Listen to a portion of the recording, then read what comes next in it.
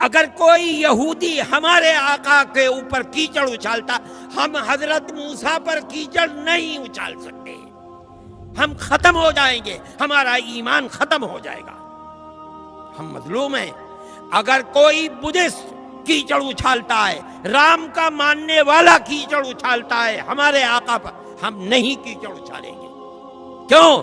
قرآن نے کہا ہے وَلَا تَسُبُّوا الَّذِينَ يَدْعُونَ مِن دُونِ اللَّهِ فَيَسُبُّوا اللَّهَ عَدْوًا جانتے ہوئے کہ یہ پرستش اللہ کی نہیں کر رہا ہے، اللہ نے ہمیں منع کیا ہے تم انہیں برا بھلا مت کہو، ہم نہیں کہتے برا بھلا۔ آپ نے دیکھا ہوگا رام کو ہم نہیں برا، ہمارے سر اور آنکھوں پر ہم ان کا احترام کرتے ہیں، ہم مہاتما بدھ کا احترام کرتے ہیں۔ رہ گئی یہ بات کہ ان کی تعلیمات کے اندر شرک و کفر ہے۔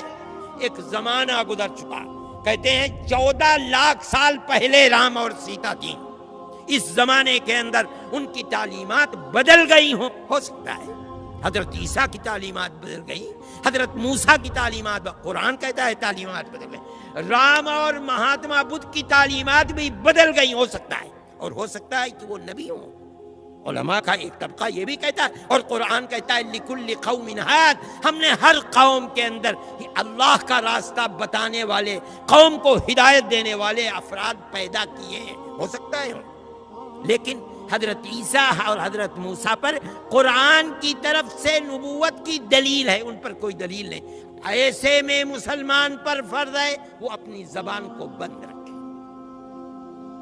کیوں؟ کسی نبی برحق پر کیچڑ اچھالنا جس طرح ایمان سے باہر کر دیتا ہے، اسی طرح نبی غیر برحق کو نبی کہنا اسلام سے باہر کر دیتا ہے۔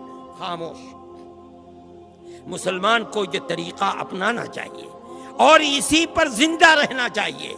دوسرے ظلم کر رہے ہیں، ہماری آنکھ، ہماری زبان بند ہے، ہم کچھ نہیں کہہ رہے ہیں، صرف احتجاج، اور احتجاج بھی اس حد تک جو تمہیں تمہارے دستور نے حق دیا ہے، اور وہ یہ ہے جا کر اپنا احتجاج لکھوا دو، رپورٹ درج کرا دو۔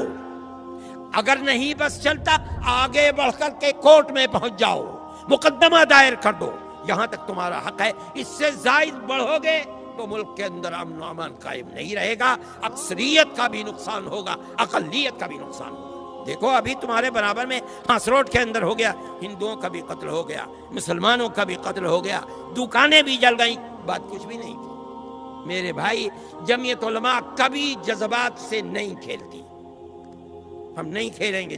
ہم نے ہمیشہ صبر کی تلقین کی ہے، آج بھی ہم صبر کی تلقین نہیں کرو گے۔ اگر آج 10 مرتبہ ہو رہا ہے، کل کو 50 مرتبہ ہوگا، 50 مرتبہ کل ہوگا، پرسوں 100 مرتبہ ہوگا۔